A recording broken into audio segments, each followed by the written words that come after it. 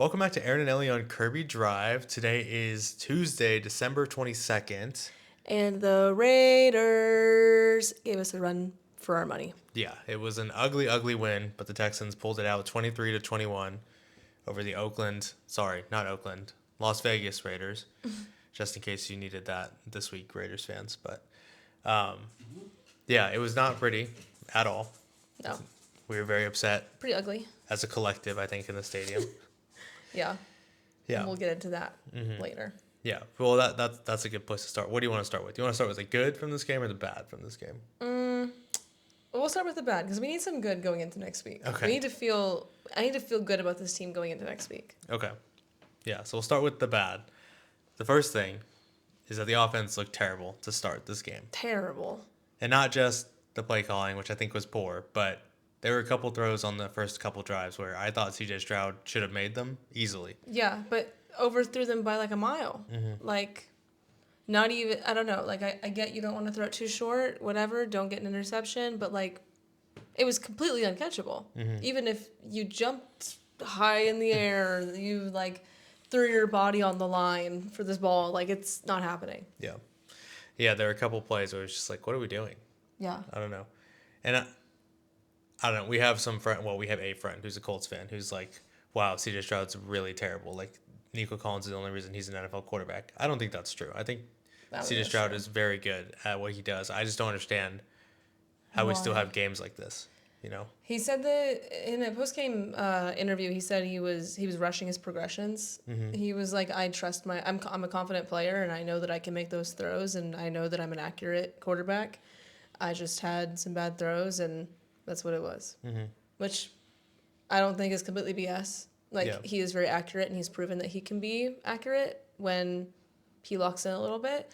I don't know why he would have been, I don't know, whatever.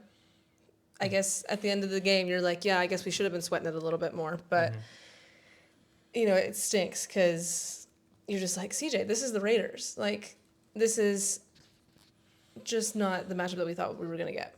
Yeah.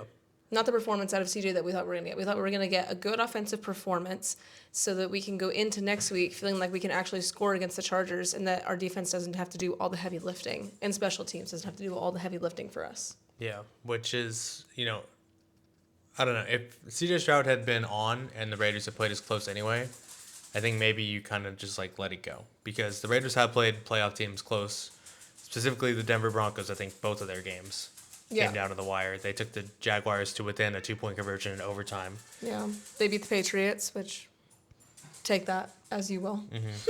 But yeah. I mean, they just beat the Ravens, so. Yeah. So I mean, it's been a weird season for the Raiders. They're not a good team, so this is still not acceptable. They probably bottomed out last week against Philadelphia. Like, I mean, Kenny Pickett was starting. But I mean, 75 yards of offense. You're not going to do that again. Yeah. Nobody is that bad. They played that bad because they just crashed all the way out. Yeah. But, you know, you just have to know that you look at a team like that, nobody's going to average 75 yards of offense a game.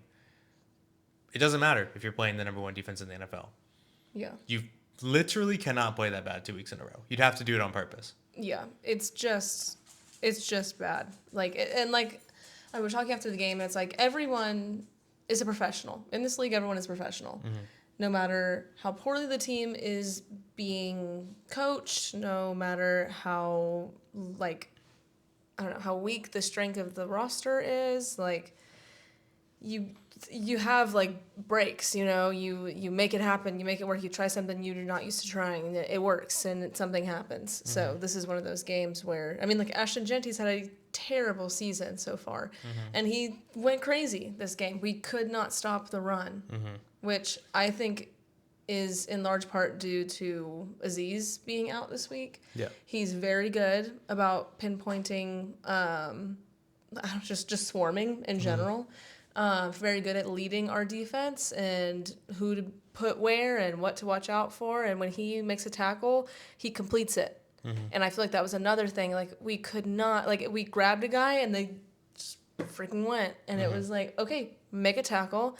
And also don't let them run right through you. And I know our defensive line is having some issues and some holes with some different people being out. But it's a little scary looking forward and being like, okay, is this the defense we're bringing in? Yeah. Yeah, I don't know. I don't know how to feel about this because on the one hand, you just want to just bin it and say, okay, whatever. Like, it's just a bad game. It's fine. On the other hand, I don't know. Yeah, I don't want to say you give everything that you earned back whenever you go on a 6-game winning streak against playoff teams and then you almost lose to the Raiders. Fine, whatever. You're allowed to have a bad game, but I think that you can't look the way that you did on offense because that doesn't strike me as a bad game by the offense. That strikes me as like, okay, like they just are who they are, you know. Right. Exactly. Unfortunately, where we are now is every game is a bad game for our offense. So we need to step it up a little bit, elevate our play calling, elevate our execution, and look like we can actually win games by scoring points, Yeah. not just by stopping the ball. I mean, I think whenever we went down like 0-3, or maybe when it was whenever we were down 1-4 or something like that. You know, in a moment of frustration, right? There's been a very up and down season. I think we've declared this season over like 2 or 3 times already. Right. And declared that we're back like 3 or 4 times. I think something that cut through all of the noise all the way back then, something we said on the show in like week 4 or 5, was no matter what happens, no matter how many games we win, no matter if we go on a run or not, this team will be the team that it is. An offense that cannot score and a defense that is very good, but has to play perfect or else we're not going to win a game. Right. And That's a lot of pressure on the defense. yeah, I don't know that that's a winning formula for the playoffs. You know what I mean? I don't know. That defense will always keep you in a game. And I don't know. I just can't do this anymore. Because that's the story every time the Texans go to the playoffs is Right. the offense can't score worth a damn, but hey, that defense can keep you in a game. That's a Super Bowl defense right there. It's like, well, if only we could use it by actually making it to the Super Bowl. Yeah, I mean, 2012 or 2011 in Baltimore, whenever they had a crazy defense and J.J. Watt was in his rookie year and T.J. Yates was a starting quarterback, third-string guy who stepped in and decided to play a decent game. And they have a chance to go down and score to tie the Ravens with like 2 minutes left. And they throw an interception and the game's over. Yeah. Then again, you go into New England, and you're like, well, this defense is really good, and Matt Schaub is actually here, so maybe they can actually win a game. And then you go down and you throw in, like, you don't score on the first drive of the game, and you give up like 1 million points to the Patriots. Right. You know, it's just the same story every year, where it's like, oh, wow, this defense can play. I think the only year it wasn't that way was that 2019 year whenever they lost to the Chiefs, where they gave up like 50 points or something like that. Yeah. But every other year it's been, wow, you know, I don't know, we're going to go into Baltimore and this defense is really good, but the offense is, you know, a lot of young guys, no receivers left out there. Oh, well, Yeah. you know, you get a punt return from Steven Sims and then you lose by like 14 anyway because you only scored the one punt return touchdown. Yeah. Or you get one long drive to almost tie the Chiefs. Yeah. And then you end up losing by 9 because you miss an extra point and then just cannot get a stop because it's just impossible to get like you're not going to beat a team with 13 points in the playoffs. Right. Yeah. And it's looking like that's what this team is going to have to do. Which sucks because, I mean, being real, it's like, I don't know. We're not going to go far in the playoffs then. Like, we're again going to hit our head against a wall, maybe make it past the first round, and come up short right before the championship game. Or the conference championship game. And that just sucks, because that's every freaking year. And it's like, what are we doing that we can't make it past this wall? Like, I don't know. Nick Caley is frustrating to me. Mm-hmm. If he has 1 good game, 2 good games, cool. But that's not enough for me. I know it's his first year, but he has to, like, DeMeco Ryans flipped his whole freaking team around first year that he started.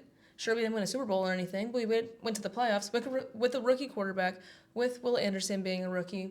Mm-hmm. Like, completely flipped it around. And that's what a good coach does. And I think the same of coordinators. If you're a good, you're basically the coach of the offense, you know?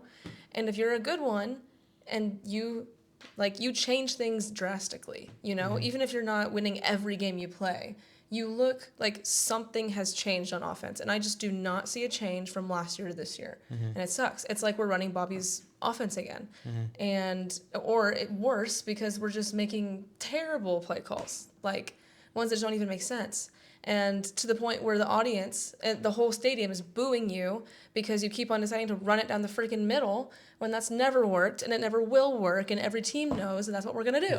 So it's so frustrating, and I'm about ready to just say, forget it, Nick Caley. Like, that's it. You've had your shot.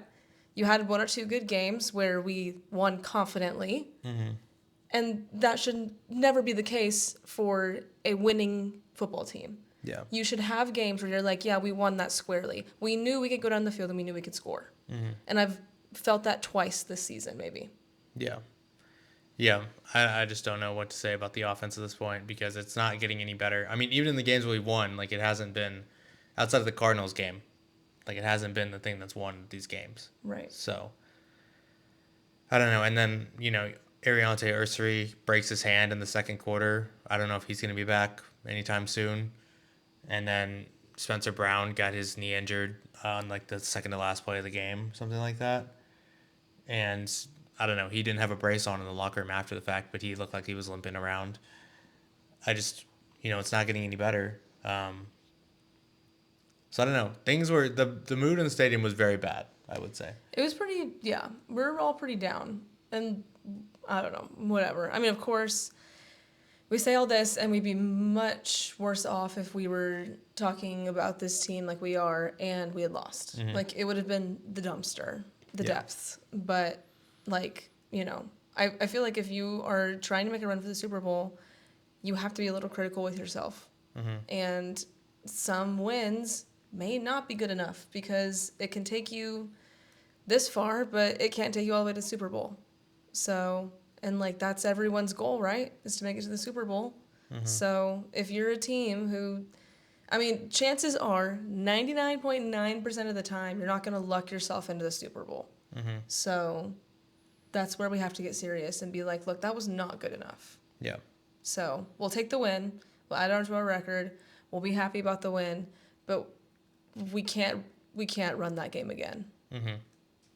Yeah, I think it comes down to the way that we play against the Chargers because this is just not this leaves a really bad taste in your mouth after a good win streak. It does. I mean, like, is Aziz back next week? Like, he was questionable with people saying maybe he'll start, maybe he won't start. And Woody was out. And we were thinking for both of those players, like, oh, we're probably just sitting them for this week since it's the Raiders. We're resting them up for the Chargers. And I hope that's the case because Aziz is a huge impact player on defense, and I think Woody is really great too. If he stays healthy, it's nice having Jordan in there. Has a kind of, I don't know. I mean, he was starting this week, so.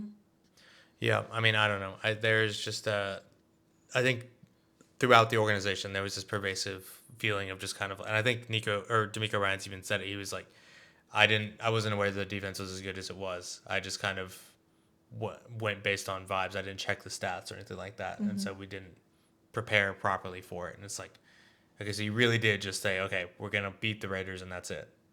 Right. Woody can sit, Aziz can sit. We don't need someone who knows how to call our defense out there. So Ashton Jeanty doesn't get wide open for a 60-yard touchdown pass. Like, we don't need our best linebacker to make a tackle on a 50-yard run where he's stacked up at the line of scrimmage and then he just squirts Breaks out. free, yeah. I don't know. It's just, this was not a good game top to bottom. And yeah, sometimes you have to win ugly in this league. I understand that. So I don't want to take away from this team because, I mean, like, Derek Stingley had his first career pick six in this game. I know, that was incredible. That was classic Derek Stingley. That's one of the core guys in our defense. Can depend on him. And this is one of those games where he does get a shout out and no mention because he's doing his job out there guarding and covering and whatever. But he's actually out there making plays, scoring points for us. So that was huge. Yeah, I mean, Geno Smith, that was the beginning of the game, and I thought we were going to have another classic Geno Smith football terrorism game because that was a horrible decision. Yeah. On third down and, 2 or something like that. Before the game had even really started, and you just try and force it into your running back of all people against Derek Stingley. Absolutely crazy decision to make. And look, like we say, it's really bad to almost lose this game. But really, outside of 3 plays, I think, this was a game that the Texans could have won handily, and they just let it break the other way for them. I mean, there was that long pass, I forget to who in the first half. Then there was that set up the Brock Bowers touchdown. There was the Ashton Jeanty breakaway run right after we scored to go up by like 9. And then, I mean, the pass to Ashton Jeanty was just, you know, I don't know what to say other than like, I hope that doesn't happen with Aziz playing, you know? So, I don't know. I think that there was as much bad as there was to take away from this game. I think, like you said, Derek Stingley, first career pick 6, that's good, you know? Kaimi Fairbairn went over 1,000 points in his career, the first Texans player to ever do that in this game. Boom. Dalton Schultz set single season receptions record for tight ends in Texans history. A lot of guys had good games in this awful game. Yeah. And like I said, this team took the Jaguars to the wire. Basically was like a tip pass away from beating them. Right. They played the Broncos very close whenever they played. I don't know. It's the NFL. These are all professionals. I just hope that they can play better next week against the Chargers, and they have to. They have to, yeah. It has to look different. It has to look so different than this game. You know, it's still maybe a close game, but we have to look different doing it. Yeah. So it just, yeah. And I don't know.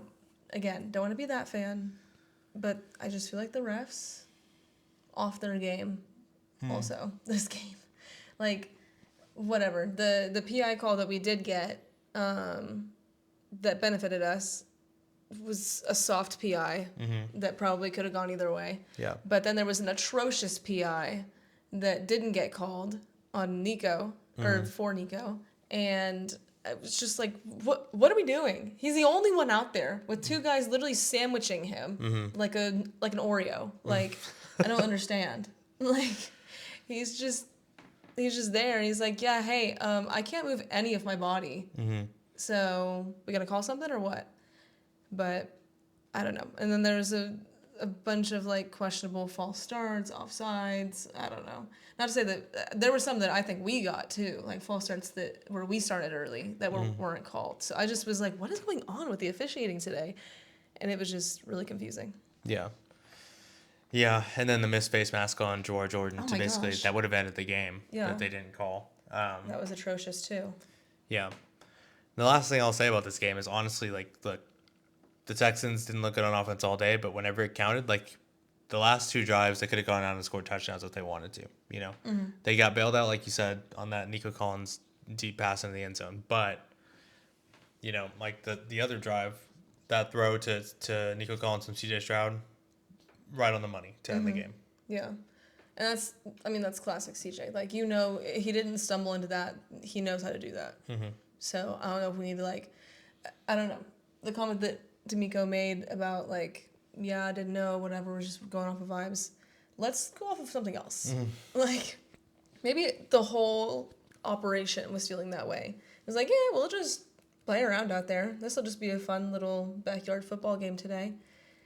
And, like, the moment you think that, a team like the Raiders, who, like, do have these talents on a bad football team, they'll take advantage of it and they'll run all over you. So, but yeah, we have the weapons, we have the ability to do this. Maybe. I don't know. If we just, I don't know what Jaden Higgins and company are doing out there, but yeah, I don't know. We have at least the defensive weapons. So we'll see if we can make something happen on offense. And if not, then we'll pack it up and see what we can do on offense next season. It'll be another, what can we do to make the offense good next season? yeah. And just for once, I would like to know what it's like to have, like, an electric offense, you know? But not to say that, whatever. We get touchdowns in these games, and we would, barely this game, got one offensive touchdown. But it's just like, what's it like to have a team where you know they're going to go down and score 1 million? Like the Niners tonight. Like, Brock Purdy had 5 touchdowns. And 3 of those were in the first half? 4 of those were in the first half? Something like that. 3 in the first half, yeah. And it's just like, dude, why can't we do that? Why can't we do that? Yeah, even against this basically same Colts team. So, I don't know. Yeah, but we'll move on from this game. I don't know. Let us know how you feel about this game. I think that there's room for overreaction. Like we could For sure. be totally overreacting right now. For sure. But I think that there's also a lot of just like, this is the same shit we've always seen. So, I don't know. I'm not going to feel any type of way about it because you got the win. Whatever. We'll just see what this team looks like against another playoff team in the Chargers. And if they go right back to winning these games semi-comfortably like they have been against playoff teams, Then we'll look away. fine. Do whatever you got to do because, I mean, like, look, you've played all the competition that you're going to play and you've beaten them most of the time. So, whatever that means to you, that's what it means to you. Let us know in the comments. We'll move on to some of the games from earlier this week. We'll start on Saturday. Eagles 29, Commanders 18. Do you have anything for this game? Because this game was kind of... Marcus Mariota went out. Yes. Josh Johnson had to get in there. Commander season is just sad. Just so sad. It just sucks for them. That's why it could be a lot worse for us. Yeah. We do have some injuries that kind of suck, but we could be worse off. I feel like. Yeah, I don't know what they're going to do next season because it doesn't feel like a quick fix. Not really. Which sucks for Jaden Daniels. Yeah, I don't know. But, the Eagles, they clinched the NFC East this week. They're the first team to win back-to-back since, I think, like 2005 or something like that. Oh, shoot. So, very impressive for them. It doesn't always look impressive. Like, I think this game was a lot closer than it needed to be for a long time. But, I mean, Saquon had an amazing run. Broke like 1 million tackles on the way to his end zone, so that's good. Saquon's back-ish? Kind of. I don't know. He was really struggling before that, but, I don't know. I think the Eagles are probably in about the same place the Texans are. They just have a lot higher expectations on them than even we did now, starting the way that we did. So, I don't know. I don't know how to feel about the Eagles. They'll probably win a playoff game, maybe. I actually don't know. We'll see. We'll see. I don't know. This Eagles team is not the Eagles team from last year, so we'll see how far they get. Yeah. But good for them for winning the division. Yeah, next game on Saturday. Bears 22, Packers 16. Crazy game. Yeah, this was the big game in this weekend's slate. Because it basically... Decides everything. Yeah, it flipped the entire NFC. The entire NFC, basically. Like, yeah. The fact that the Packers are now teetering on the edge of playoff contention. It kept the Lions alive, basically. I guess either way it would have, but, now the Lions have a chance to overtake the Packers rather than the Bears. The Bears clinched their playoff spot, which for a long time people thought they were going to be the ones left holding the bag on the outside. Yeah. So good for them in a tough division. Yeah. Now, listen, Bears fans. Enjoy the win. Enjoy the playoff spot. Have a lot of fun with this because it's probably not going to happen again for a while. I don't know. I actually don't know. I don't know. I will say it took everything they had to beat Malik Willis because that's who played the majority of this game at quarterback for the Packers. That's true. He may be sneaky one of the best backup quarterbacks in the league. Yeah, that's true. I don't know what the hell. I guess it was the fact that he played in Tennessee first that people were just like, okay, this guy's terrible. But every time he's come in for the Packers now, he's done what he needed to do to win a game. Yeah. Like, it wasn't electric or anything, but he was 9 for 11, 121 yards and a touchdown. So not bad. It was just like a horrible collapse by his defense and then special teams unit in the last 2 minutes that made them lose this game. Right.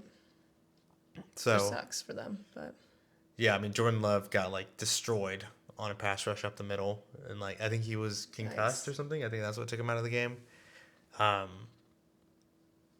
But yeah, like the Bears needed an onside kick and like a 4th down touchdown pass to Ja'Day Walker, who had only had one other catch the entire season before this game, to win it, to tie it even, to go to overtime. Then the Packers went for it on 4th down, didn't get it, and then Caleb Williams just threw an absolute laser beam to DJ Moore in the end zone. She's having a lot of those lately.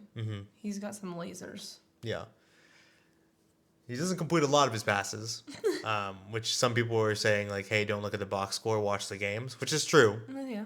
Right? Like, you should do that. But also, the fact that he isn't completing a lot of his passes are why you find yourselves in situations where you need absolutely perfect throws to beat teams led by Malik Willis. Yeah. So, I don't know. I mean, what do you think about the Bears? Do you think the Bears are good enough to win the Super Bowl? The Super Bowl might be a stretch. I feel like, I don't know. I feel like they're a lot better coached because when they have the chance and when they get lucky, they capitalize on it. Mm-hmm. They clutch up whenever they need to. Yeah. Which I guess also just goes to show Caleb Williams' growth as well. Because I believe he has the capability to do these things, to do really good things, and be great in this league. But there's just moments where he's like classic Caleb, where he's just like, "What are you doing? Like you're just running around crazy out there, and then just throw the ball as hard as I can." Yeah. And like you have to have a little bit of like poise, a little bit of let's think about this. Do I have time? Okay. All right, let me just see if I can get this pass out there. Whatever. Mm-hmm. But I mean, he's winning games, so you can't really complain. And they're winning their division, which is like, I don't know. It's the best spot that they could be, honestly, for the Bears. Yeah. You know, and going into this season, I don't think that they would have thought that they were winning this division. Yeah, no, I think they even have like an 11% chance to get the 1 seed. Oof. And I don't really think it's even that outlandish. Like, I think they just need to win against the 49ers next week on Monday Night Football. Or no, on Sunday Night Football, something like that. And then they have to beat the Lions in the last game of the season. And then I don't even think they need anything else to happen. I think that's all they need to do is just win those 2 games. Really? Yeah. That's pretty crazy. Oh, and they also need the 49ers to then beat the Seahawks in Week 18, I think. So it's going to be a kind of a tightrope. I don't think they're going to get it done. I don't really know what it would mean if they did. You know, I have no idea how to feel about this team because they just don't look. I don't know. It's weird. They feel a lot like the Commanders did last year, where it's Right. like, okay, they're taking advantage of they did have a pretty tough schedule, but some of these games that they were winning were against pretty bad teams. So, Yeah. I don't know. I think that they may have a chance to do something in the playoffs. Depends on who they have to play first round. Yeah. But the hit that took Jordan Love out, I don't know how dirty it actually was. I mean, He just kind of. Jordan Love lowered his helmet into his helmet, so. He did lower his head, which that's I thought it would be like Trevor Lawrence's hit. That hit, like, whatever. All props to Trevor Lawrence, whatever. I'll talk about it later. He's doing great, but oh my gosh, he got blown up, and it was hilarious. Yeah, especially in vertical, where he just gets Yes. taken out of the frame, like, immediately. It just was so funny. But yeah, I don't know. Good for the Bears. Yeah, like I said, enjoy it, because, like, it doesn't happen very often, and certainly not in a year like this where, hey, you don't have to be the best team in the world to win the Super Bowl right now. So, Yeah. I don't know. Also, shout out to DJ Moore. He hasn't been on a winning team since his high school football team. That's crazy. He deserves it. Yeah. Good for him. But those are the Saturday games. We move on to Sunday early. A lot of terrible games in this slate. Truly. The ones that had the most ramifications for the playoffs. Bills 23, Browns 20. This was not a good game. I don't know. Yeah, I didn't feel any type of way about this game other than that none of these teams truly inspired confidence for me. I mean, James Cook is unbelievable. I mean, that's the only thing I took away is that James Cook is like a running back that anyone would want, would trade anything to have that running back. Yeah. He just makes things happen against any defense. It's crazy. Yeah, I mean, like the Browns, all the respect in the world to like that pass rush for what they've done this season, especially Myles Garrett. But stopping the run has not been their thing, I feel like, and certainly this game it was not. Yeah. That one run that James Cook had where he just cut back across like 3 different defenders, all with like the laziest arm tackles I've ever seen. I mean, I get it. I mean, I kind of get it. You know, like your job's kind of on the line, but you're just playing out the string with this Browns defense. It's cold. You don't want to hit James Cook head on. I get it, you know, but let's be serious. Like none of those guys were going to tackle him at all. No. They didn't have it in their heart to do it. So They said, I'll just let him go. yeah, I don't know. There's a funny moment like right before half where the Browns pass rush was getting to Josh Allen. He kind of like fell down on the 1 yard line and was like rolling around in the end zone. And Myles Garrett had been like thrown down like probably like 3 yards away. Mason Graham was closer to him. Myles Garrett just like army crawling on the ground to try and touch him first to get the record breaking sack. And Mason Graham just taps him on the head and touches him down. And it's like, I guess I get it. Like, you Yeah. need your stats too, but like, come on, man. Come on, let him have it. You see Myles Garrett like, and Mason Graham just, pink. Got him. And that's for me. So yeah, that was a crazy moment in that game. That is so silly. And then Shador. His pinky fell off. Pinky nail. Yeah, that was disgusting. That was actually really gross. I did not need to zoom in on that. But he stayed in the game. I don't know. Yeah, I mean, for all intents and purposes, he played okay. Like he led a touchdown drive the first drive of the game. He had him competing with this Bills team who has, given other teams, has blown other bad teams out of late, So, I don't know. He did have 2 interceptions. The first one was a semi-poor throw behind his receiver, but his receiver did help out the defense by batting it straight up in the air. Yeah. The second one that was unfortunate. Was tipped at the line. Probably should have just eaten it. Yeah, that sucked. Yeah, because you're not going to get it over Joey Bosa, but no. And I mean that just I guess comes with experience. Yeah. I don't know. You're not going to do that again, especially not against a player like Joey Bosa. Yeah. So I don't know. I think that he played fine, I don't know what they're going to do at quarterback next season. Who does know? Yeah, I mean, they probably don't even know. But I don't know. I think that he played all right for the competition he was facing. I think the Bills, they got a big matchup with the Eagles next week. But they can still, I don't think they're going to win the NFC or the AFC East anymore. But, yeah, there's playoff seedings to consider. If they stay where they're at in the playoff seeding, I think they're going to go to Pittsburgh, which is probably the best matchup to have. Honestly, yeah. I hope that stays true. Well, I mean, like, we would rather go to Pittsburgh than anything, I think, at this point. But I guess so, yeah. I don't know. If they lose and the Texans win, they'll jump them and the Chargers to be in the 5th seed rather than the 7th seed. Makes sense. Yeah. Speaking of the Chargers, that's the next game of importance. Chargers 34, Cowboys 17. Oof. Despicable. The Cowboys are already finished, but they're just kind of, they can't stop anybody.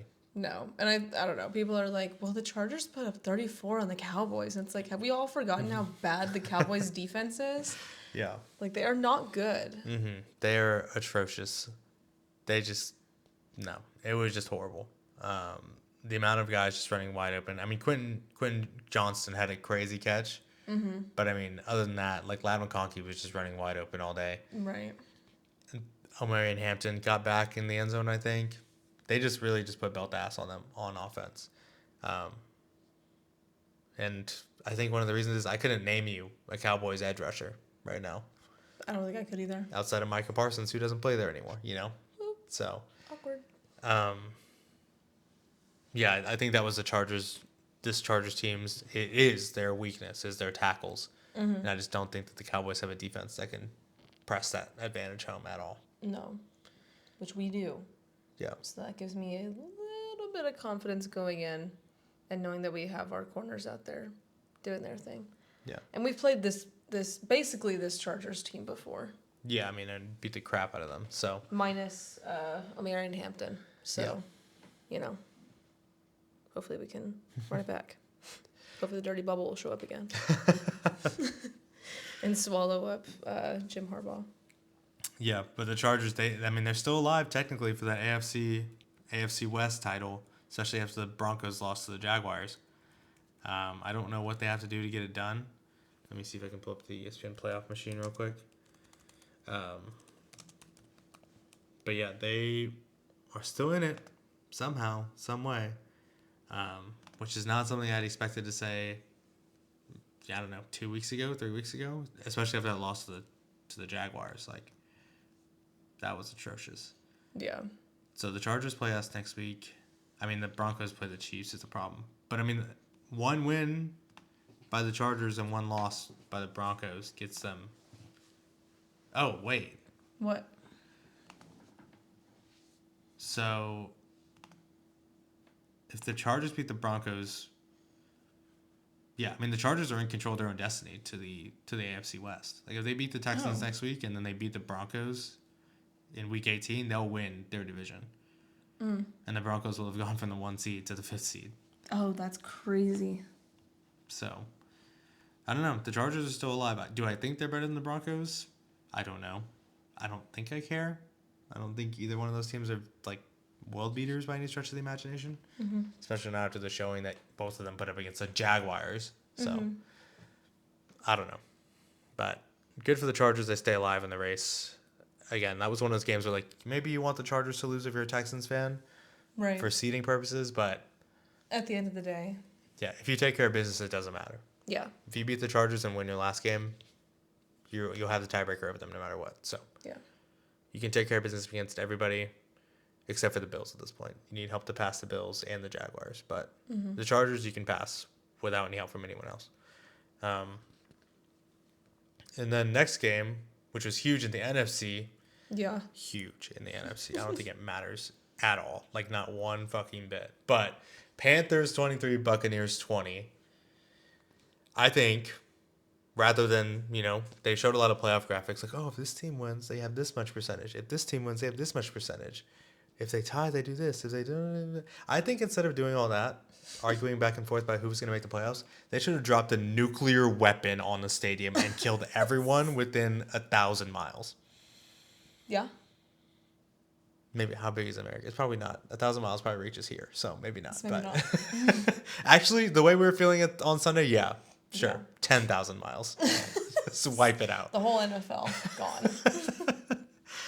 But yeah, these teams, they both are not good. Yeah, it's just it was worse than a mid-off. Mm-hmm. It was who is the worst of the worst. Like, I don't know who we thought the Bucs were at the beginning of this season. Not who they are now. And maybe this is who they were all along. But that division sucks. I mean, other than the Tyler Shuck-led Saints, that division sucks. Yeah, I stopped paying attention to the Saints game. I didn't realize that they blew the crap out of the Jets. But Yeah. my scroll bar doesn't work anymore for some reason. This stupid laptop. Guys, please like and subscribe and comment and donate because And donate. we are running on fumes here.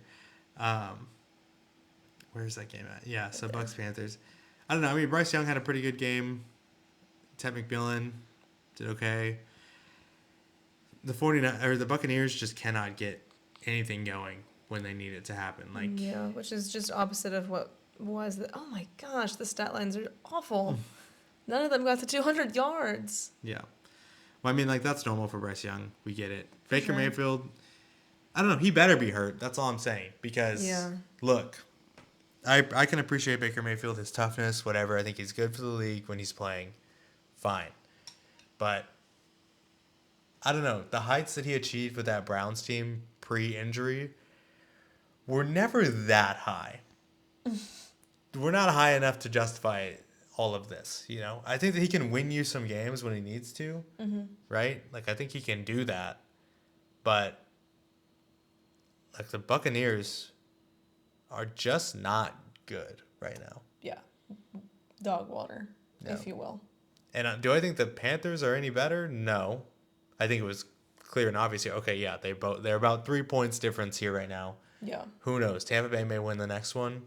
Who knows? And then What? And then it's just down to whoever wins their game next week because that next game might not even matter. If the Panthers win next week and the Buccaneers lose, the Panthers are into the playoffs. Yeah. Hosting a playoff game in Carolina, which is crazy. That's wild. That's crazy. I can't imagine that. Yeah. So, I don't know. I don't know how to feel about this game. Do I think that the better team won? I don't know. I mean, Rico Dowdle had 9 carries for 29 yards, and that was the leading rusher for the Panthers. So, I don't know how you win a game like that, but they got it done. I guess the Bucs are that bad. Mm-hmm. That's just crazy. Yeah. Yuck. Yucky. But it's okay. I guess. It's not, but it's okay. I just don't care. The other thing is, I don't care. Make the playoffs if you want. Either one of the teams make the playoffs if you want. The only thing They're you're not gonna going to make it further than that. the only thing you're gonna be is a talking point for Seahawks and Rams fans to get pissed off whenever they have to go on the road to Carolina or to Tampa Bay rather than hosting their own playoff game. Yeah. They're going to be like, why didn't we get to just host the game? Like, why do division winners automatically get a top 4 spot? Is going to be the only talking point you contribute to this offseason. Literally. So, I don't know. Which, thanks for creating that discourse, guys. Yeah, I guess somebody needs to we need to get takes off in these shows. So, good for you. Next game, Titans 26, Chiefs 9. Ugh. Bruh. They're officially on quit mode. I mean, Gardner Minshew tore his ACL as well in this game. Are you serious? Yeah. He did? Mm-hmm. Oh, no. Oh, no. Yeah. That is terrible. Who's the backup?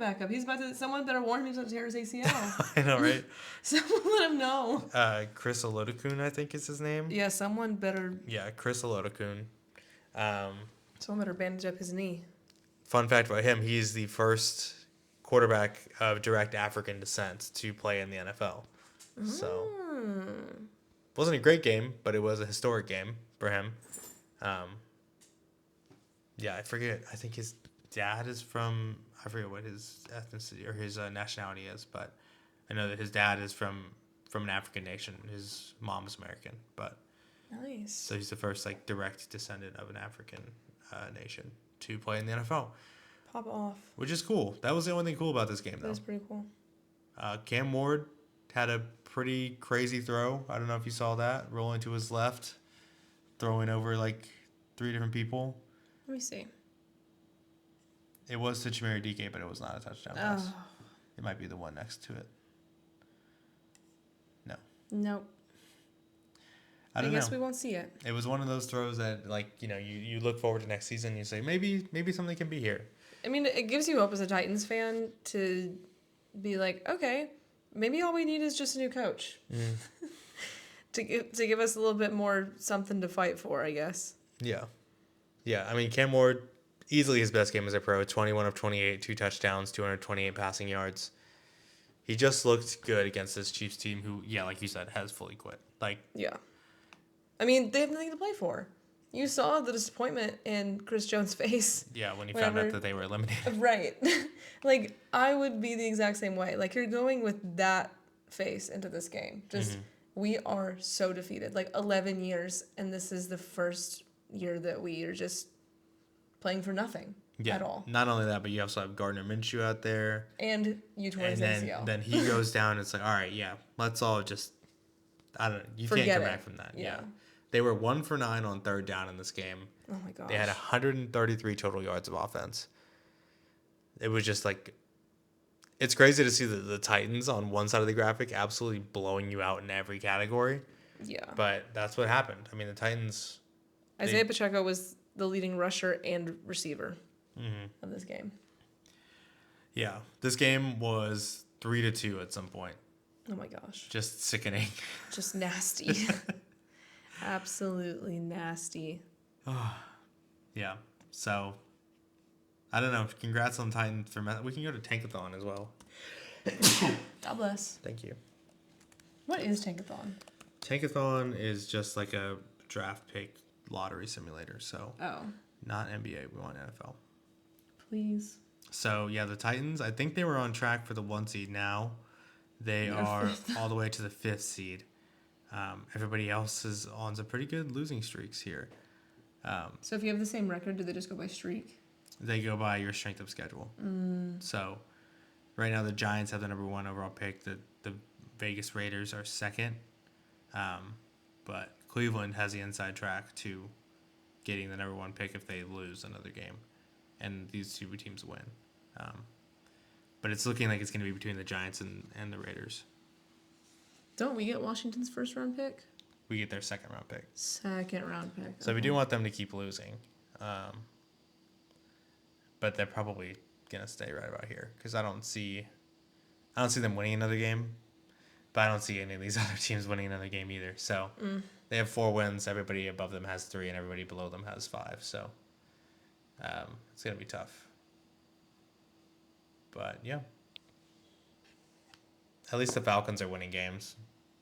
Yeah. To keep the Rams out of, because the Rams have their pick. So if the Rams win the Super Bowl and had the Falcons pick, that would be Thunder territory right now.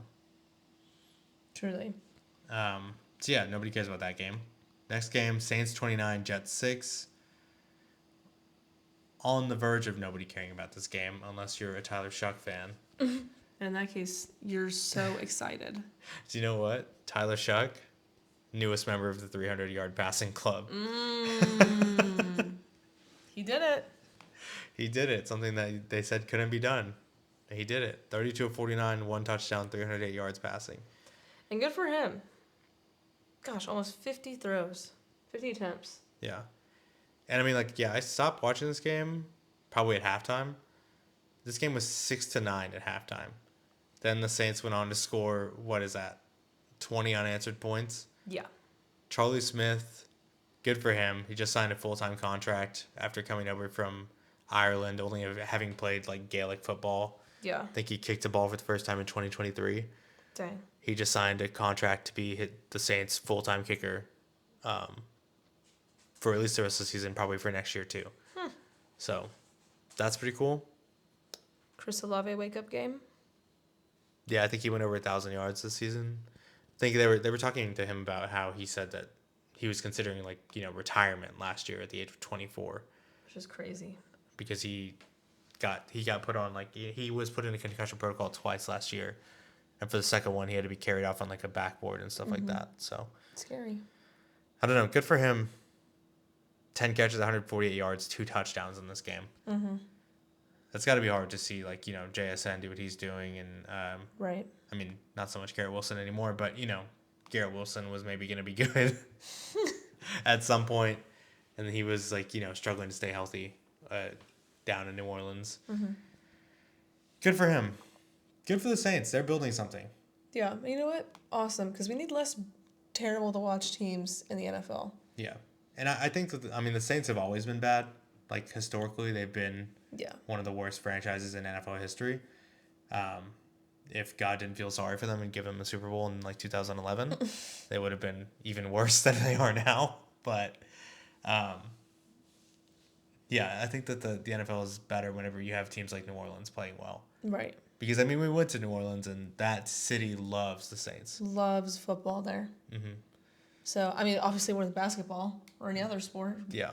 So. That was back whenever, was that last year? Or was that this season? No, it was last season. Oh, it was last season. Because that was whenever Derek Carr scored 50 points back-to-back weeks, and they thought they were going to win the Super Bowl. They were like, oh my gosh, we started 2-0 or whatever. Yeah. Then they lost, the rest of their games. Oh, embarrassing. Yeah. But good for them. And the Jets, they suck. Yeah, the Jets have not found out their formula yet. Maybe one day. Yeah. Vikings 16, Giants 13. Bengals 45, Dolphins 21. Quentin Ewers played in this game. Devon Achane is still so fast. Yeah. That's about it. I don't know what you wanted to say. Joe Burrow played a perfect game, and it doesn't matter what's the story of his life. You know what I mean? Who gives a single shit about what Joe Burrow's doing? And that's why he wants to quit football and talk about Pokemon. Please. I'm just hoping that he actually does get to leave the Bengals. And then the Bengals are left high and dry because, you know, whatever. Somebody has to do, the people on Part of My Take, they were joking with Mike Florio about making such a big deal about that snow clearing thing and how, they're always saying, it's not that big of a deal. It's not a scandal that they're just, too cheap to make people clean their seats. That's it's one thing. It's one thing that is a perfect example of everything that ownership is and everything they stand for. Right. They're cheap and they're they don't want to win football games. They don't. They just want to have a football team. Yeah, what's the point of that? Yeah. If I had a team, I would be selling children off. If we had children, I would be selling them off to be all right, we're going to pay Joe Burrow $1 billion and we're going to draft Penei Sewell as well. Oh my gosh. You know? Why else would you own a team? I guess. Yeah. I don't know what business they have on the side because most of these only a couple of these guys some of the people who like Just do this full time. yeah, some of the people who bought these teams for like $100 in 1920 or something like that, their family is still like, okay, like we just own the Bears. That's what we do, you know? Right. But like, I don't know. I feel like you've got to have enough money to do something about this, you know? And I mean, I've seen the guy. He's old as shit. You can't take it with you, buddy. Yeah, this is true. He looks like a goblin walking around. I feel like I've seen this guy before.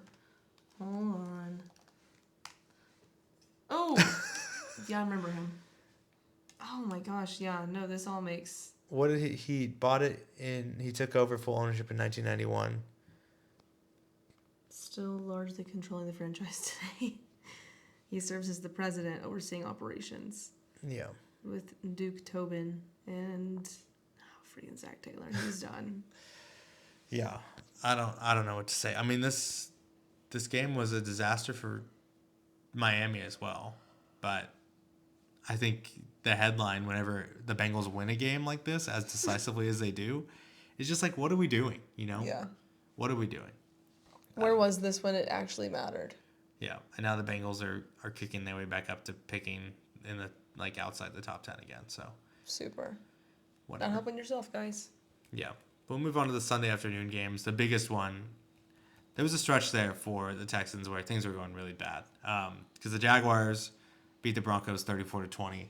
Just disappointing. So disappointing. The one time, guys, that I actually want y'all to win something, Broncos, I'm looking at you. You fumbled the bag at your own stadium where people loathe going to play y'all. Yeah. Like, huge fumble. Oh, and it wasn't even close. Yeah. It wasn't close. No, literally. They dominated this game. Yeah, and just literally got made a fool of. Honestly, it's the best and the worst because it's the best because you get exposed for who you really are, but it's the worst because we actually needed y'all to win this game. Yeah. Just fall into a win because we need the Jags to lose. Yeah. So, whatever. I guess you get both. Yeah, I think the Jaguars, like, I don't know. The game with the Colts and the 49ers today maybe changed the way I felt about this a little bit. But, I mean, the Jaguars basically won the AFC South in this game. And credit to them. Like, you know, we can hate on them all we want, but they looked really good in this game. They did. The Broncos are not good. I'll say that right now. They are not good. If they don't get the bye, they will probably have to play the Texans again. And I don't know if this game goes much differently if the Texans go into Mile High and play it, you know? Yeah. Obviously, I don't think they score as many points, but Yeah. look, this Broncos offense is... The Broncos are the Texans, but with a worse schedule. That's Honestly, yeah. That's all. The only difference. Yeah. Except for also the fact that I think C.J. Stroud has reached higher highs in his career than Bo Nix has. Right. And, like, the offense of the Broncos just doesn't have enough playmakers on it. You know what I mean? R.J. Harvey is decent, right? And he had some good plays. Cortland Sutton is pretty all right, you know? Yeah. Marvin Mims is an excellent punt returner. He's an okay wide receiver. Right. Troy Franklin catches some passes sometimes. Yeah. Their tight ends, they're out there doing it. They are out there. They are doing it. But, I mean, when you look at the way that this Jacksonville offense just absolutely dominated their supposedly top 5 defense. I mean, that's what you want as an offense. Like, that is your goal, to go in there and to look completely competent on your side of the ball. And they did. Like, that's what I want for our team. Like, I'm kind of jealous. So, take that, Jags. That's all I'm going to give you. Yeah. Yeah, I mean, they just looked incredible. And the only solace you can take as a Texans fan is saying, okay, well, maybe the Broncos really are that bad. And I think they kind of are, right? Okay, so that, just understand that. But that is the first time the Broncos have lost at home this season. And the Jaguars just went in there whenever, I'm sure a lot of people probably picked the Broncos to win this game. And they just crushed them. Like, there was a time in the first half where we were like, okay, maybe the Broncos can stay in this. And then by the time the third quarter was ending, it was over. Yeah. And you could tell it was over. Yeah.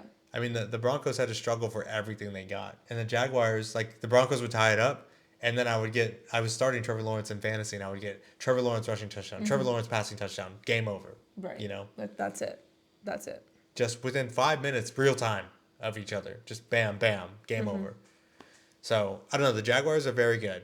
I was a little bit suspicious of them whenever I was looking at their schedule before. Maybe Maybe still am. But look, the Jaguars are someone you don't want to play. Yeah. I mean, I'd be nervous to play them again. I mean, we've played them twice. Mm-hmm.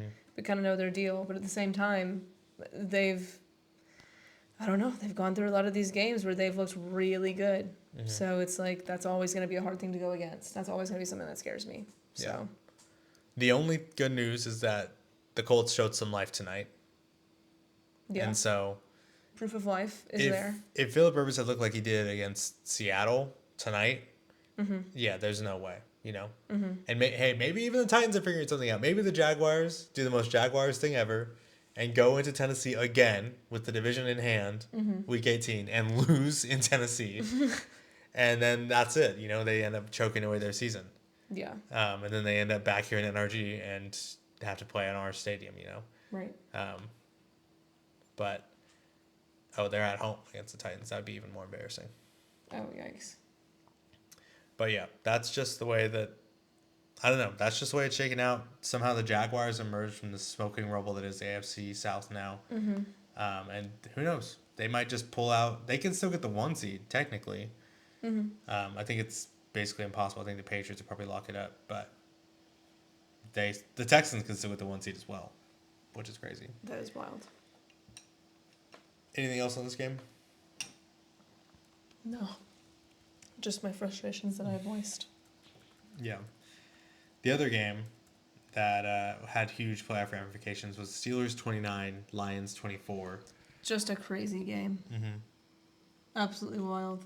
It stinks. I feel really bad for Lions fans. I don't. Well, in the sense that it stinks that you have the weapons to do this, but you just can't get it done. Mm-hmm. Like, that would frustrate me so bad.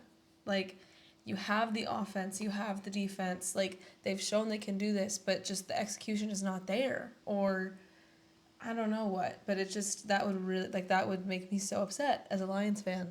So. Do you know who the leading rusher was for the Lions? I was going to say Jahmyr Gibbs, but I saw David Montgomery. How many rushing yards did he have? 50? Less? 30? He 30? had 14. 14? Yeah. Oh, dear. Where was Jahmyr Gibbs? I don't know. I was like, did he play? But he had a receiving touchdown or something later in the game. Yeah. Shoot. He caught the last touchdown pass that the Lions scored. So, I don't know. I guess they just really, really boxed him up. Let's check the box score here. Yeah, I guess the Steelers really just were good on defense. Yeah, Jahmyr Gibbs, 7 carries for 2 yards. David Montgomery, 4 carries for 14 yards. Gosh. Jared Goff had to throw the ball 54 times in this game. 54 times? Did he have any interceptions? He did not. I mean, he had a decent good for game. Him. Shoot. He had 3 touchdowns, 0 interceptions. Thought he had a touchdown on the last play of the game to win it. And then he got called back for pass interference, offensive pass interference. And man, this one hurts if you're a Lions fan, especially seeing Aaron Rodgers come back into your stadium and just beat the brakes off of you again. Literally. Oh. I mean, how do we feel about the Steelers now? I still don't really... oh, that's a crazy catch. That's crazy. Kenneth Gainwell? Yeah. Kenneth Gainwell has come on this year. He used to be just like a random backup running back for the Eagles. Now, all of a sudden, he's just like the Steelers' number 1 wide receiver for some reason because the rest of their wide receivers suck balls and or are punching people in the stands. Yeah. Crazy. And I mean, Jaylen Warren had a good game. He's averaging 10 yards a carry in this game with 2 touchdowns. Yeah. Oh my gosh. Yeah. It just, I don't know. I still am not particularly scared of the Steelers. But I wouldn't sleep on them either. Yeah. I mean, they can maybe win a playoff game. Maybe. Mm-hmm. I think they're probably going to win their division. I think that if they win this week and then the Ravens lose against the Packers, the Ravens are out. I think that the Steelers, who do they play this week? I mean, I just get the feeling that it'll come down to that Week 18 game no matter what. Mm-hmm. They play the Browns, so probably not, honestly. I don't know. They could lose that game in Cleveland. They could lose it. But the Ravens have really put themselves in a really bad spot, and I don't think they deserve to get in. Yeah, I don't think so either. I think you just kind of pack this one up and try again next year. Yeah. Because, I mean, you're taking that team to the... I think... Kills me to say this. I think that the Steelers... I don't know. Will be more fun to watch. I mean, Jalen Warren runs the football well, but I just don't like. Like, I don't particularly like watching Aaron Rodgers play, but I just don't know who they're gonna throw to whenever it comes down to it. You know, if you can run the ball like this and you can get out to a lead, fine. You know, but look, they just don't have the offensive firepower to win a shootout. Although, I mean, they did, so I don't know. I don't know how to feel about the Steelers because, like, my heart tells me that they're not good. But yeah. Cam Newton is calling them fool's gold. Which I agree with. I can't tell you why, other than the fact the way that I feel about the Steelers is the same way I feel about the Colts offense watching them tonight. Mm-hmm. Where, like, the Colts are very good on offense to start the year, right? Mm-hmm. And then I watched them tonight, and they still looked okay, you know? But then I think about it, and I'm like, why? Yeah. Yeah, like Daniel Jones was playing before, and Phillip Rivers is now, and so, like, maybe they're a little bit worse. But then it's like, okay, like, Alec Pierce, turns out he's pretty good. Mm-hmm. Who the hell else is running out there, you know? Mm-hmm. Michael Pittman is not good. He's fine. He's like a solid 800, 900-yard receiver every year. Right. Probably breaks 1,000 every couple of years, but, like, who cares? Yeah. Josh Downs is okay out of the slot. Yeah. And Alec then, Pierce. Yeah, Alec Pierce is good. You know, Jonathan Taylor's very good. Mm-hmm. But, I mean, look at the Steelers, and it's even worse. You know, how can you be good? Yeah, I don't know. DK Metcalf is probably just a little bit better than Alec Pierce is. Right. I guess Calvin Austin's still running out there as the Steelers wide receiver number 2. I don't even know if they run a second wide receiver most plays. They probably just put Darnell Washington out there as a third tight end and just say whatever. Just Pat Freiermuth out there. Just put everybody out there. All the tight ends just go on the field. Yeah. And just figure it out. Yeah. Jalen Warren's all right, you know, and Kenneth Gainwell has stepped up big time. But, you know, you look at the offense of the Steelers, and it's like, who is going to make a play in the playoffs? Yeah. You know who's not going to make a play the rest of the regular season is DK Metcalf. Right, because he's done. He's suspended for the rest of the regular season. For apparently, the fan said his real name. Mm-hmm. His government name. His government name. And then he went up to him, grabbed his shirt, pulled it down, and then punched him. Yeah.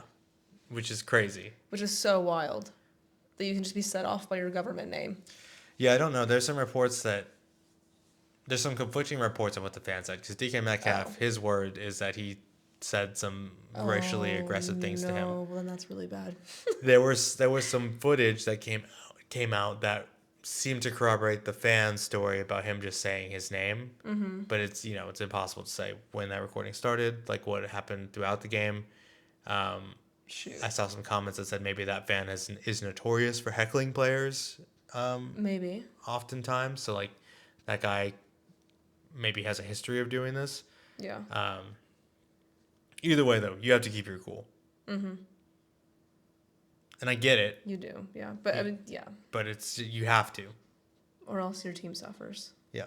And, I mean, you suffer. Now you're unpaid for two games. Not only will he lose out on his pay for 2 games, part of his contract guarantees for next season were dependent on, not were dependent, but they will be voided because of a suspension that can be labeled as conduct detrimental to the team.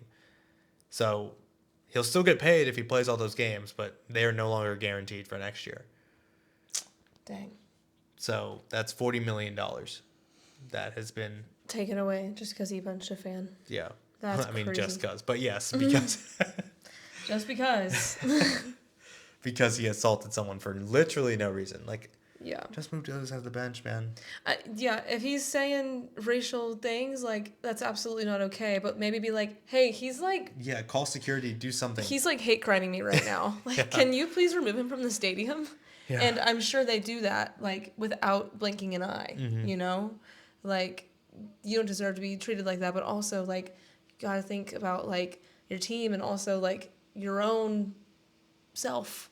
Yeah. You know? Like, I don't know. You're doing yourself a disservice. But, I mean, whatever he said, if it was a terrible thing, I guess I don't know what it's like to be called that. So, Yeah. you know, I have no place to say anything about it. Yeah. But Yeah, I mean, if it wasn't really true that he's saying all that crazy stuff, then yeah, I mean, he deserved to get punched. So, I don't know. It just sucks that it has to, like, as a DK Metcalf, you got to know that it can't be you that does it, you know? right. Call somebody over. Call Calvin Austin over in the bench. Say, hey, go punch that guy. But yeah, I mean, Steelers, basically like a win away from punching their ticket into the playoffs. All they have to do is beat the Browns. No pun intended. That was a good one. I thought you meant to do that. No, I did not. And then the Lions, a loss away. And they play the Vikings, who they've already lost to once this season on Christmas Day. Good news for them, it is Max Prosmer. So, I don't know. They probably stay alive until that Week 18 matchup versus the Bears. And I mean, the Packers play the Ravens next week, so it's not going to be a walk in the park either. The Lions are still in it, even though, Still in it. you know, this was a bad loss to take. So, they're the only other team, basically. Well, there's 2 teams in each division that are in the hunt, or in each conference that are in the hunt still. But one of them for like a terrible division winner spot, the other one for, what's it called? For a wild card spot. So, Yeah. anyways, there's another game that happened in the afternoon. It was Falcons 26, Cardinals 19. No. Who gives a shit? That's, yeah. No, thank you. Good for the Falcons. Patriots 28, Ravens 24. Crazy game. I don't know what the Ravens are doing. I don't know either. Do you remember last year whenever the Ravens were about to beat the Chiefs? Or were going down to score against the Chiefs and Zay Flowers fumbled the ball? Oh like my through gosh, the end yes. zone? Same thing happened Yes. again. Oh, I didn't remember that. Kayvon Chason forced a fumble when the Ravens were driving to go down the field to try and win the game. And Zay Flowers fumbled the ball. Mark Andrews also, I don't know what he was doing. He's always doing some crazy stuff. You never know what he's doing. He got tackled. He was getting tackled like just before the end of the first half and just decided while he was spinning around to try to throw a lateral to somebody. Just throw it behind me. Just fully like whipped it around like that. Someone will catch it. Yeah, and someone did. The And someone Patriots did. players Yeah. picked it up. Luckily, there was some sort of penalty that they kept the ball, but Backwards pass. yeah, it was technically a forward pass. Sorry, But forward pass. I don't know. And then I think they also got roughing the passer on that as well. The softest roughing the passer ever. That was when they basically like kissed on the face mask or Right. whatever. Oh, Derrick Henry had a huge fumble in this game too. Yeah. It was just the ball was on the ground a lot for the Ravens. They're just not serious about protecting the ball, I guess. Doesn't appear so. I don't know. They didn't show any confidence in that way. I mean, they could have won this game. They could have so won this game. They should have won this game. They were leading, 13 points or something like that? 11 points in the second half, and they just blew it, you know? Yeah. I don't know. The Ravens have been, like we said, we say all the time, like you kind of were just like counting on the Ravens to be what they are, you know? And now all of a sudden, they're basically done. Like, do I think the Steelers are going to lose to the Browns? No. The Ravens are out. Yeah. They're done. And I mean, like Lamar Jackson, I don't know. I never want to speak on anything because I don't know. I don't know what it's like. Lamar Jackson took a knee to the back before halftime. Yeah. And now, like, I'm hearing it's just like a bruise. He's day-to-day with a back contusion, which I guess is like worse than a bruise, but it is just a fancy word for a bruise, no? Yeah. And it's like, dude, the season's on the line. You got to get back in. Like, look, Tyler Huntley, I know, is competent as a backup when he plays for the Ravens. Nowhere else. But, you know, when he plays for the Ravens. Just a bruise. But you've got to get back in there. Yeah. You have to.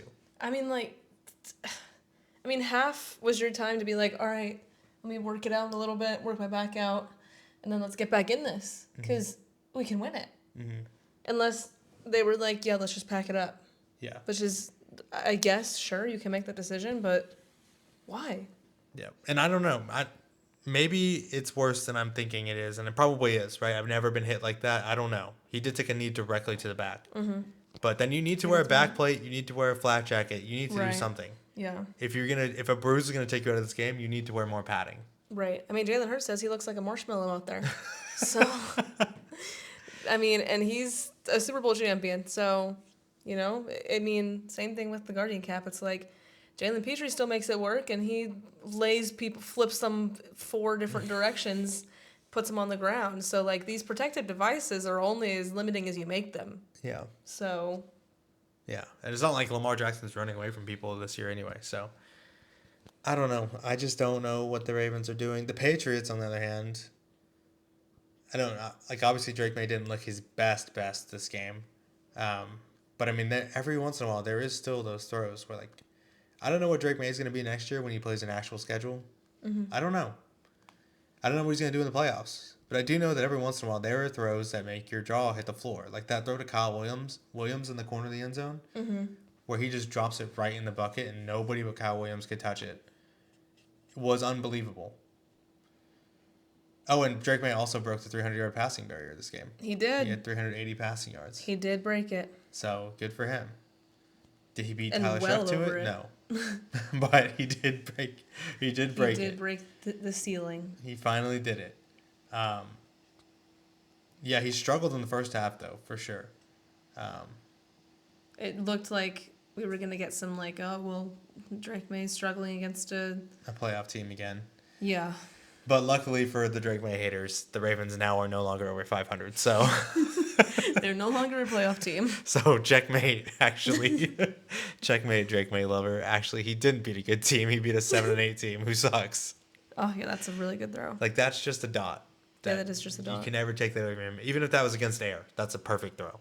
That is so good. There's not many guys who can do that against air. And, yeah, he did that against, Marlon Humphrey, who's not a pushover. Mm-hmm. So, I don't know. And the Ravens, yeah, they're cooked. They're done. They're done. That's it for them. Even if they win and beat the Steelers, they're not doing anything. A Ravens-less and a Chiefs-less playoffs. Mm-hmm. Crazy. But kind of fun at the same time. I mean, yeah, if the Broncos weren't the team that replaced them, that would be nice. Yeah, that's true. But, like, they are, so I don't care. Or the Steelers. Yeah.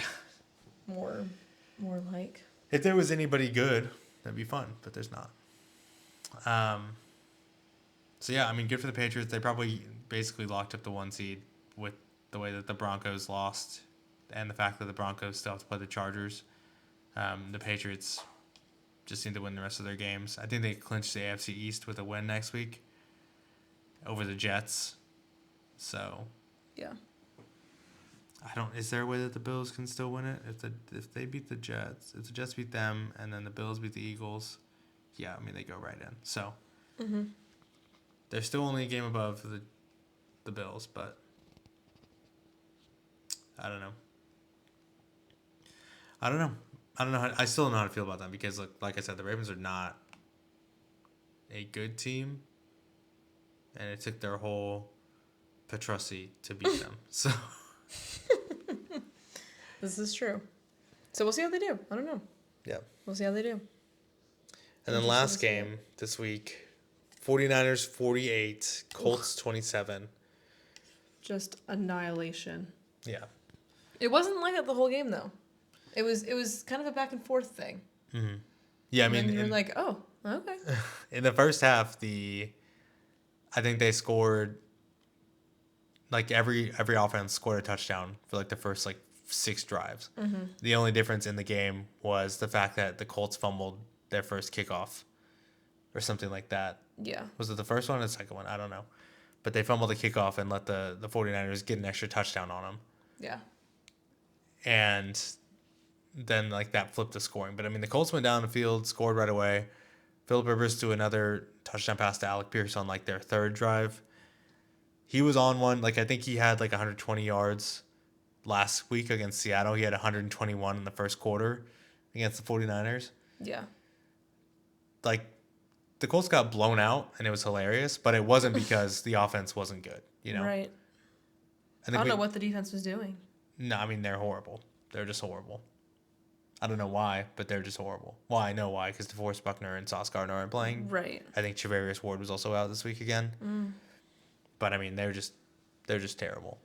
Yeah. Oh. Brock Purdy, 5 touchdowns. I will say something. Monday Night Football has a really good like branding thing where they always say like, wow, like Brock Purdy was the first 49ers quarterback to throw for 5 touchdowns on Monday Night Football. And it's like, wow, that's pretty impressive. But then you remember that it doesn't fucking matter. Just Monday Night Football. I'm like, wow, first you get to 5? That doesn't seem right. Yeah. Because it's not. Yeah, it's like, okay, who cares, you know? But they love to say that. Or like last week, we were all talking about how, wow, the Steelers haven't lost on Monday Night Football in like 20 games or something like that. It's like, well, who cares? Doesn't matter. On Monday Night Football. Like, okay. Doesn't matter, you know? Yeah. But yeah, I mean, Phillip Rivers, good for him. He had a good game. He did throw that pick 6 at the end. He did. But I mean, outside of that, like, he was doing a lot of checks at the line. Sometimes I think he was just doing it to show off. Because it was a lot of talking for a 5-yard gain. Lots of talking. I was like, God, Lee, really miking him up on the field. I don't know. Just my favorite part about all this is the Colts had a 98% chance to make the playoffs after week 8. Now they have just a 1% chance to make the playoffs. That is just heartbreaking, heart-wrenching. It's actually not. It's awesome. Well, for me, yeah. For us as Texans fans, it's hilarious. Yeah. But oh, I don't feel bad at all. actually, yeah, no, I don't feel bad. No. I have the sympathy, what is it? It's happened to me, I'd be devastated. But it's not. It's happening to the Colts. Yeah. So, honestly. Yeah, and it's their own fault because what's his name? Good for y'all. Seth the Flow, whatever. Oh, yeah. Well, ever since he went Savage. And apologized for it. Yeah. So, I don't know. You try to break Aaron Rodgers' back, the wrath of the NFL will come after you. Yeah, and now Aaron Rodgers is going crazy in the Colts. So, also thanks a lot, Seth, for making him go off. Awesome. But, whatever. That's crazy for the Colts. They're literally just rolling into a dumpster of fire towards the end of the season. So, yeah. I mean, like I said, they're not going to win another game this year. No. The only good thing that happened this game is like, okay, the offense has some life. If you can get the Jaguars at home, it's a divisional game. Anything can happen. If you can beat the Jaguars and the Texans can beat the Chargers, everything is back on. You know, yeah, we'll have to play for a playoff game ticket, which is something I don't want to do, especially if I'm not convinced we're going to do anything this year. But right. It would be fun to have another game at NRG. It would be great to host a playoff game here. We've never gone on the road in the wild card round. Crazy. Because every single year we're always either terrible, beating our terrible division. Yeah, or just only good enough to win the division. That's it. So, never been wow, a bunch of teams coming out of the AFC South or anything like that. You know what I mean? So this will be the first time we'll ever go onto the road in a wild card round if the Colts don't get it done next week, or if the Titans don't go into Jacksonville and shock the world. But I don't know. The Colts are hilarious. The 49ers look dangerous. They do. Which is crazy. They've been sneaky dangerous this whole time. Yeah, I mean, I don't know what's going on. I think the Colts are just kind of bad. Yeah. But I mean, I think that is definitely true. I don't know what the 49ers have cooking now because I didn't think, early in the season, I didn't think there was that much drop off from Brock Purdy to Mac Jones. It just didn't feel like there was that much of a difference. But anyway, Brock Purdy plays like this the rest of the year. I don't know. I was living in a world where I was like, well, maybe the Niners will get the 1 seed. The Seahawks and the Rams will take themselves out. And then if lo and behold, the Texans make it to the Super Bowl and have to face the Niners again, whatever, you know? Who cares? Because it wasn't even close when they played in Houston last time. Yeah. But now it's like, okay, this is a scary team. You probably want the Seahawks to get the 1 seed, even though they were the ones who beat the Texans by the most. But they've returned to their former glory. Yeah, they're probably the worst out of those 3 teams now. So, I don't know. I think that the Rams have the least percentage chance. Somehow, after all this, the Rams have the least percentage chance to win the NFC West now. So crazy. I think then it's the Niners and then it's the Seahawks. Only because the Niners have to play the Bears next week and the Seahawks get to play the Panthers. Okay, so did you have anything else on this? We also just lost like 20 minutes of footage, so if you just stop seeing the video at some point, that's why. It's us, not you. Yeah. Yeah, so the Colts, they didn't get eliminated tonight, but the Texans win next week or Colts lost, they'll be done, and the Texans will clinch the last playoff spot in the AFC. Well, depending on what happens in the Steelers game, but the last wild card spot anyway. Mm-hmm. Yeah, I don't know. Phillip Rivers and them, do you think they can get it done next week against Jacksonville or no? I want to believe it. I really do. Mm-hmm. They're in Jacksonville, right? Jacksonville finishes up both games at home. No, they don't have any more games at home. Actually, they play against the Titans, but they go to playing Lucas Oil in Indy. Yeah. Okay. I don't know. I feel like yes. I feel like the Jags get it done against the Colts. Mm-hmm. So that stinks. But what are you gonna do? Yeah. What are you gonna do? On the bright side, after all of this, the Texans now have the longest win streak in the NFL at 7. The Jaguars have the second longest at 6. So, yeah. But that's going to do it for us this week because our camera died for some reason. I don't know why. Who knows? But figure it out. We'll figure it out. Yeah, thank you so much for listening. This has been Aaron and Elle on Kirby Drive. I've been Aaron. I've been Ellie. And we'll see you next week.